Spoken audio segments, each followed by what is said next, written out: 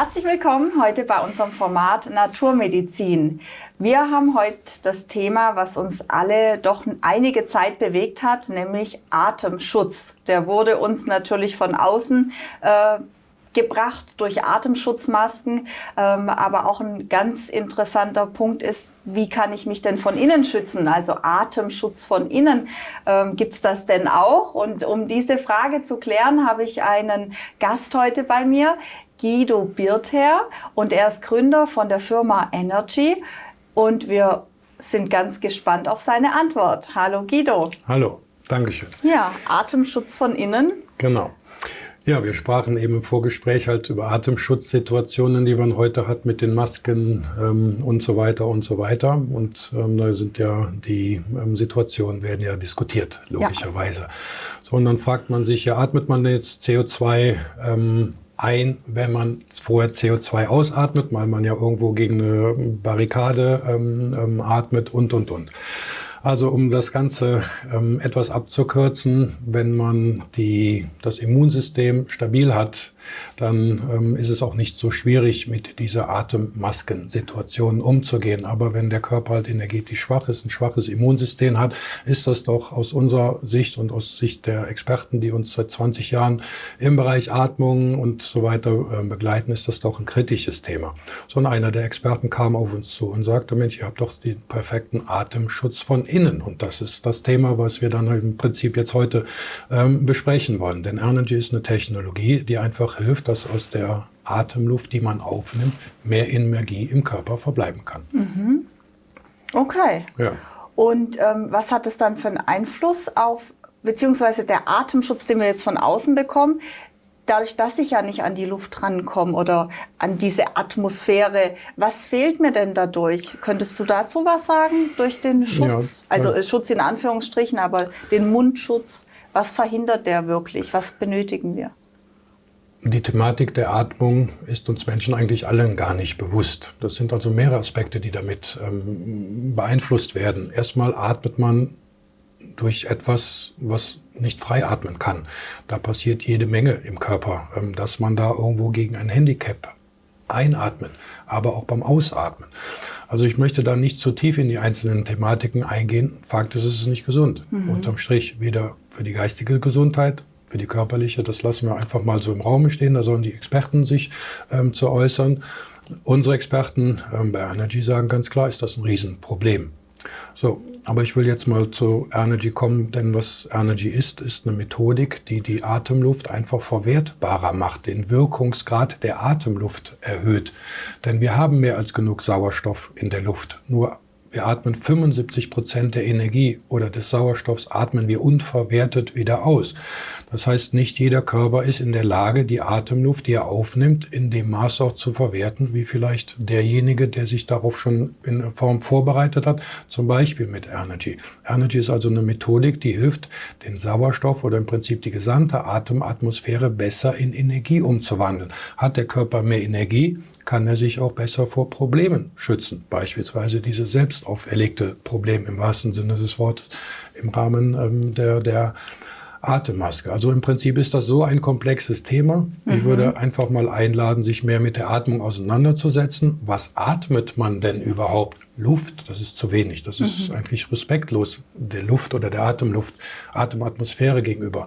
Weil Wasser ist nicht Wasser und Luft ist nicht Luft. Da sind jede Menge Details und gerade kommt es auf die Details an. Und wir glauben bei Energy eine Technologie seit 20 Jahren in den Markt zu bringen und haben entsprechend natürlich auch die Rückmeldung, dass die Menschen von A bis Z in nahezu allen Bereichen von Vorteilen berichten. Ich möchte das jetzt einfach gar nicht reduzieren auf einzelne Indikationen oder dergleichen, sondern Energy ist ein ganzheitlicher Ansatz vom Kopf bis Fuß sozusagen. Ich kann nur sagen, wenn man die Atmung optimiert, nicht nur in Form der Qualität der Luft, die man atmet, sondern auch die Art und Weise, wie man atmet, dann kann man gesundheitlich so viel mehr erreichen. Das ist eigentlich das Kernthema zu dieser Atmung. Und immer dann, wenn man halt gegen ein Hindernis aus- oder einatmet, gibt es aus meiner Sicht massive Probleme, nachhaltig. Wenn man das mal ein paar Minuten macht, dann geht das nicht wirklich in die Tiefe. Aber manche Menschen, die sitzen ja sogar alleine im Auto und tragen eine Atemmaske. Ja. Und das sollte man einfach mal in Frage stellen, ob das so sein muss. Der Schutz an sich, der macht in einem gewissen Maße Sinn, aber wenn man alleine ist oder sonstiges, sollte man das vielleicht nochmal hinterfragen oder sich weiterbilden in der Richtung. Und da empfehlen wir unsere Broschüre, unseren Ratgeber, der kleine Atmos. Da steht eigentlich sehr viel drin über Dinge, die wir eigentlich alle schon in der Schule lernen sollten. Okay, gerade der kleine Atmos. Das ist eine Broschüre, die habt ihr entwickelt für den Zuschauer, dass der sich mit dem Thema Atmungsatmosphäre mal auseinandersetzen kann. Genau. Jetzt in Bezug auf diese Reinigung von innen, was hätten wir denn da für Ansätze in dem Atmos, in dem kleinen Heftchen drin? Kannst du da ein paar Beispiele draus nennen?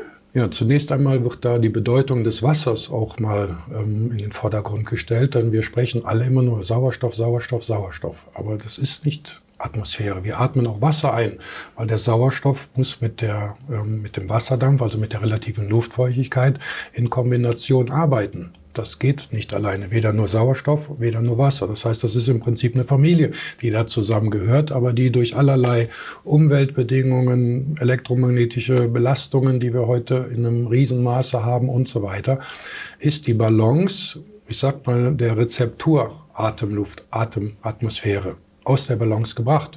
Und wir bei Anergy haben eine Technologie entwickelt nach dem Vorbild der Photosynthese. Das heißt Licht, Luft, Wasser und ein bisschen in der Peripherie noch, bringen wir eigentlich in dieses optimale Zusammenspiel. Wir haben eine ganz besondere Lichtquelle. Wir haben den 21-prozentigen Sauerstoffanteil in der Luft, den wir nicht verändern, brauchen wir nicht, weil wir 75% des Sauerstoffs, den wir einatmen, als gesunder Mensch wieder ausatmen. Also brauchen wir nicht mehr Sauerstoff. Licht, Luft und im Prinzip das Wasser. Und das Wasser ist, glaube ich, ein ganz, ganz spannendes Thema, was massiv unterschätzt wurde. Denn Wissenschaftler, die für uns arbeiten, gehen mittlerweile davon aus, dass wir die relative Luftfeuchtigkeit, den Wasserdampf in die hexagonale Struktur bringen. Das heißt, andere Wasserstoffbrückensituationen. Und dann spricht man auch von IZ-Water. Das bringt man mit Professor Gerald Pollack in Verbindung. Der hat nämlich den 4. Aggregatzustand von Wasser gefunden. Flüssig, gefroren, Dampf und halt IZ-Water, so nennt sich das. Also das bezeichnet die Strukturen von dem Wasser, die offensichtlich besser die Energie in den Körper bringen können. Also wir machen durch unser Einatmen von Wasserdampf, wenn wir wieder ausatmen, können wir dort eine hexagonale Struktur reinbringen? Nein, das im Prinzip nicht, genau. Okay. Also wir hatten in einer anderen Sendung mal drüber gesprochen, Klimaanlage, Heizung und so weiter. Das sind ja mechanische oder physikalische Einflussnahmen, die uns beispielsweise die relative Luftfeuchtigkeit aus der Atmosphäre rausnehmen. Das heißt, im Prinzip klauen die uns Batterien. Ach so, ja, das ist der Hintergrund. Das heißt, man könnte extern oder man kann mit Anergy extern die Atematmosphäre so vorbereiten, dass die einfach mehr Energie im Körper produzieren kann. Dass wir es auch besser aufnehmen können. Das ist einfach ein kleines Gerät in der Größe eines Videorekorders. Gibt es heute fast gar nicht mehr, aber in der Größe in etwa oder aufgeschlagenes Magazin. So, und dieses Gerät saugt die Raumluft an im Prinzip und bereitet die auf. Also im Prinzip haben wir eine kleine Photosynthese drin. Zumindest wird die emittiert. Und wenn wir diese Atemluft, je nachdem, was man erreichen will, regelmäßig einatmet, passieren ganz schön spannende Dinge im Körper. Wir haben jede Menge Menschen, die das im therapeutischen Bereich eingesetzt haben, egal welches Krankheitsbild. Oft wird von enormen Vorteilen gesprochen, selbst bei COPD.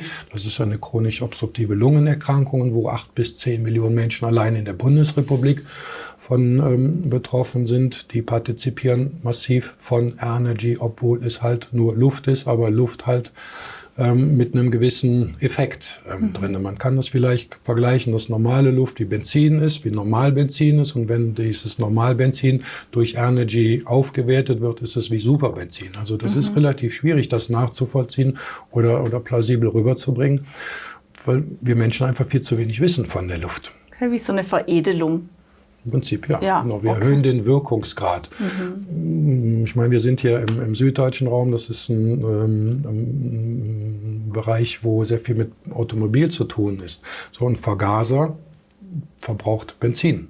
So, wenn der Vergaser oder die Einspritzanlage, wenn die gut eingestellt ist, dann ist der optimale Wirkungsgrad erreicht. Ist das irgendwie nicht optimal eingestellt, das heißt, die Luft steht nicht im Verhältnis zu dem Kraftstoff und dem Sauerstoff, dann läuft der Motor einfach nicht rund im wahrsten Sinne des Wortes, hat mehr Abgase, braucht vielleicht auch mehr Kraftstoff. Anergy optimiert aber den Sauerstoff oder das Zusammenspiel so, dass es eigentlich am effizientesten ist. Das heißt, ja, das ist wie schlechte Luft und gute Luft, das wissen Sie. Weißt du, wie das funktioniert? Und da gibt es nochmal eine Steigerung. Und egal welche Luft in dieses Gerät, in den Vitalisator nennen wir den, reinkommt, es kommt immer besser raus. Weil wir haben auch in Norwegen jede Menge Kunden, die haben gesagt, wir brauchen das in Norwegen nicht.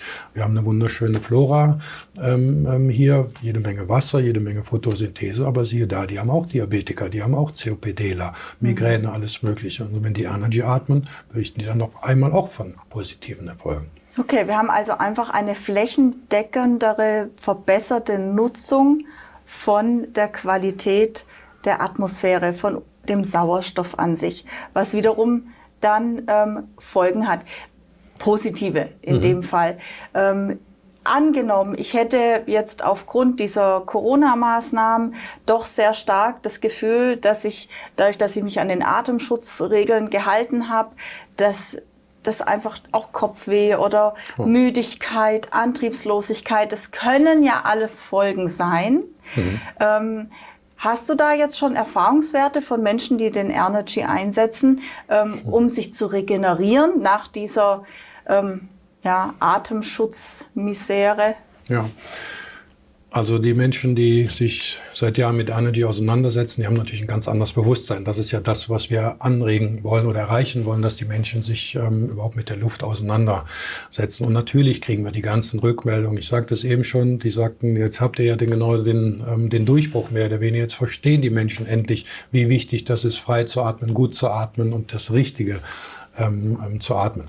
Also von daher macht es natürlich Sinn, die Bestandskunden, Anwender, die Ärzte, die machen es alle selber, natürlich. Aber andererseits sensibilisieren die jetzt auch die Menschen, die sonst ausgelacht wurden und sagen, hör du mit deinem Anergy-Gerät und so weiter. Und auf einmal hatten die Familien das Wohnzimmer voll, ja Mensch, du hast doch da das, lass mich das doch auch mal ausprobieren. Dann kamen die 10, 20 Mal und merken dann irgendwo den Nutzen. Also von daher glaube ich schon, dass wir da einen gewissen Beitrag zu geleistet haben, dass das Bewusstsein steigt. Und ich kann nur jedem empfehlen, der tagsüber eine Atembrille trägt, eine Atemmaske trägt, dass er vielleicht den Gegenpol abends setzt und dann wieder energiereiche, vitale Atemluft zu sich nimmt. Denn dann kann der Körper auch wieder schneller regenerieren und mit dem Stress, den er sich angetan hat, auch besser in Balance kommen. Ja, also gerade dadurch, dass es euch ja schon über 20 Jahre gibt und ihr auch viele Ärzte mit eurem Gerät beliefert oder unterstützt, da müssten ja auch welche dabei sein, die jetzt, sage ich mal, durch OPs den ganzen Tag unter diesem Schutz. Genau. Also da hat man doch jetzt schon Rückmeldungen bestimmt über 20 Jahren von Ärzten oder vielleicht auch Krankenschwestern oder wird es vielleicht auch in der Klinik eingesetzt, dass man sagt, hier die Mitarbeiter sollen das nutzen, um dem eben entgegenzuwirken? Genau. Also es gibt allerlei Kliniken, das sind aber in der Regel Privatkliniken, wie die Herani-Klinik in Essen war die, glaube ich. Das war eine Schlafklinik oder Klinik der Jägerwinkel hier in Bad Wissee. Die setzen das alle seit Jahren im Prinzip genau für diese Thematik ein.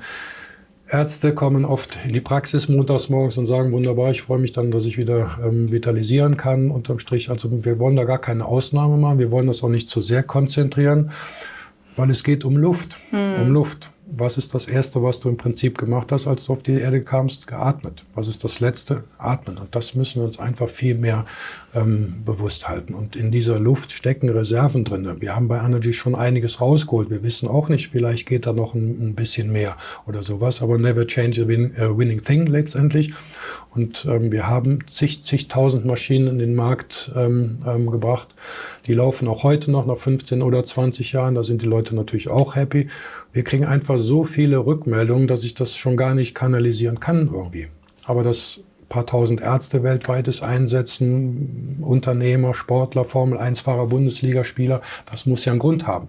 Da können wir so viel argumentieren, wie wir wollen. Aber wer würde denn heiße Luft atmen, wenn es nach 10, 14 Tagen nicht spätestens eine Rückmeldung gibt? Probieren geht über Studieren, das sagen wir heute. Ja. Durch den Atemschutz können sich natürlich auch Keime bilden unter der Maske oder Schimmel. Man hört ja jetzt auch, dass die Anzahl der Herpespatienten ansteigt. Vor allen Dingen wird dann eben über die Atmung dann der Lippenherpes hoch Richtung Auge versetzt, ja, durch den Kanal. Kann ich über die Atmung auch den Körper, also dass das Immunsystem gesteigert wird, haben wir schon gehört, aber kann ich auch Bakterien oder Keime über eine gute Luft wieder nach außen bringen? Also so eine Art Selbstreinigung. Also das geht im menschlichen Körper zumindest nicht. Gute Idee, aber da müsste man mal gucken, ob man da biologisch was umsetzen kann. Nein, das ist in der Form nicht möglich. Aber das Schöne ist, wenn man ein stabiles Immunsystem hat, die richtige Ernährung und so weiter hat, dann sind Bakterien und Viren gar nicht so böse, weil ich glaube, wir bestehen ausschließlich aus Bakterien und Viren, hatte ich mal irgendwo gelesen. Und das ist eine Familie und man kann natürlich da einen als das schwarze Schaf rauskristallisieren. Man muss das alles relativieren. Also hat man ein stabiles Immunsystem, kommt man wahrscheinlich mit vielen Viren und Bakterien klar oder mit anderen Situationen, mit Hygienethemen und so weiter. Also hat der Körper die Energie, kommt er mit allem klar, sage ich immer wieder. Okay. Und er kann auch wieder regenerieren in einem gewissen Maß. Es gibt beispielsweise eine Augenerkrankung, die nennt sich Makuladegeneration. Ja. Das ist eine spezielle Thematik und viele Menschen über 75 sind davon betroffen. Ich glaube mittlerweile sogar 5 oder 7% der Bundesbürger.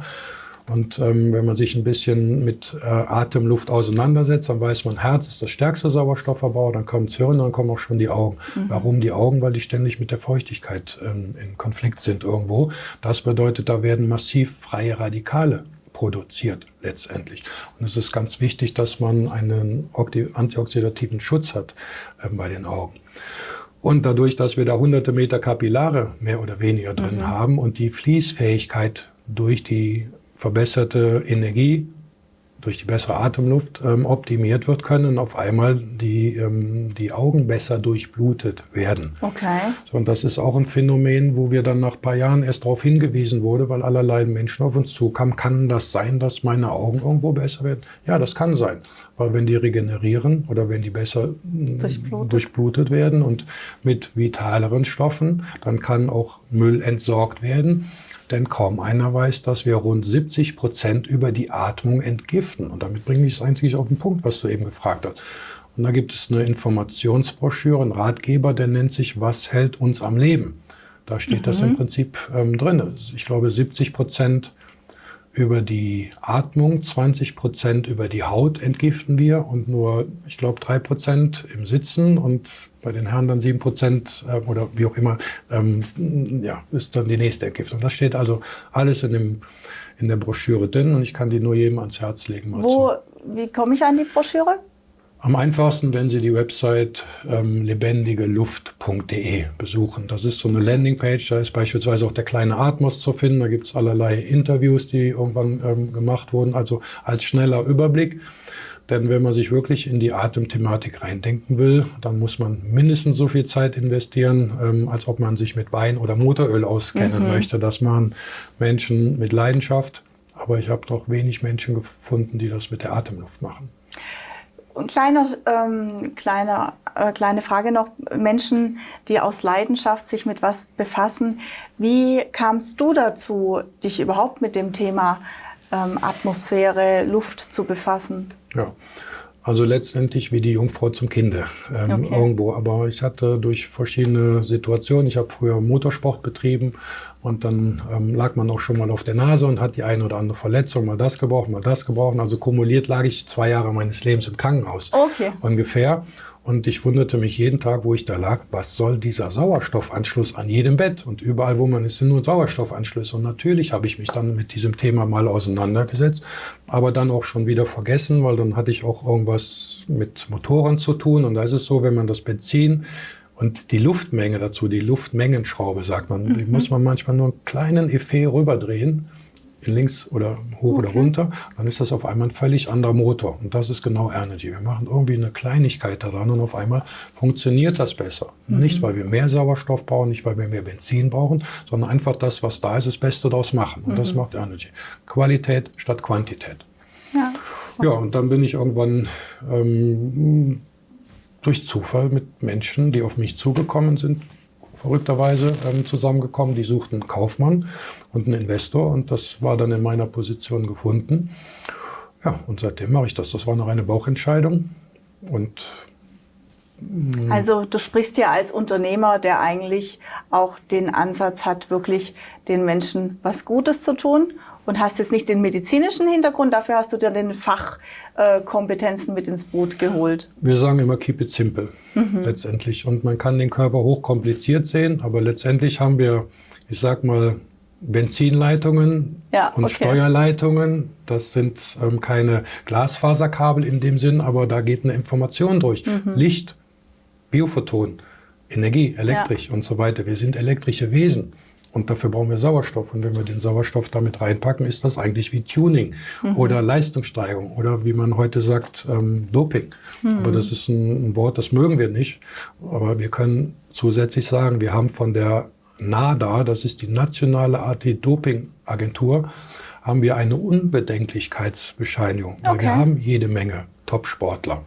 Wie gesagt, aus der Formel 1, da sind einige dabei, die dürfen wir nennen, manche dürfen wir nicht nennen. Aber jetzt gerade ein Österreicher, Marco Rossi heißt der, das ist ein Top-Eishockeyspieler. Der kommt übrigens über den Toni Mattis. Toni Mattis ist auch ein Physiotherapeut, der seit 10, 15 Jahren mit Energy arbeitet. Der hat die ganze AMG-Mannschaft, die DTM-Fahrer und so weiter betreut, aber auch Top-Sportler aus Österreich, aus der Schweiz. Und da ist unter anderem der Marco Rossi dabei. Und der ist letztes Jahr auf uns zugekommen, hat Thema mit Asthma. Letzte Woche haben wir ein Referenzschreiben bekommen. Also er ist in Kanada als auf dem obersten Niveau angekommen in seiner Altersklasse und hat keine Thema mehr damit. Also ich liebe dieses Thema und ich möchte einfach, dass Menschen bewusster werden, um was es geht. Und zwar um die Atmung. Nichts ist wichtiger. Nochmal. Sehr gut. Klasse. Vielen Dank Gerne. für den Überblick. Schön, dass du hier warst. Danke. Und ja, ich werde mich jetzt auch mal mehr mit dem Thema Atmosphäre und Reinigung und Atmung von innen befassen. Ja, klasse. Das freut mich. Das war auch Ziel. Und ich freue mich auch, dass wir die Gelegenheit hatten, das Interview zu machen. Dass du da auch unbefangen einfach mal rangegangen bist und die Fragen gefunden wurden, die eigentlich alle Frage stellen sollte, dass wir gar nicht immer so tief in die Fachthematik gehen. Es ist logisch, 3 Minuten nicht geatmet, dann ist eigentlich die Hirnleistung schon vorbei, die ersten Hirnzellen sterben und danach war es das. Um es nochmal bedeutend, die Bedeutung in den Vordergrund zu stellen. Ja, danke. Danke ebenso. Vielen Dank. Okay. So, liebe Zuschauer, uns liegt es natürlich sehr am Herzen, Ihnen einen Überblick zu geben über die verschiedenen Dinge, die wir hier wirklich als Möglichkeiten nutzen können, um unser Leben noch mal aktiver zu machen, um Regenerationsprozesse anzukurbeln. Und ja, heute auch ein ganz tolles Thema, Energy. Und ich habe wieder viel dazu gelernt. Ich hoffe, Sie auch. Und ich freue mich, wenn wir uns bald wiedersehen. Gute Zeit. Tschüss.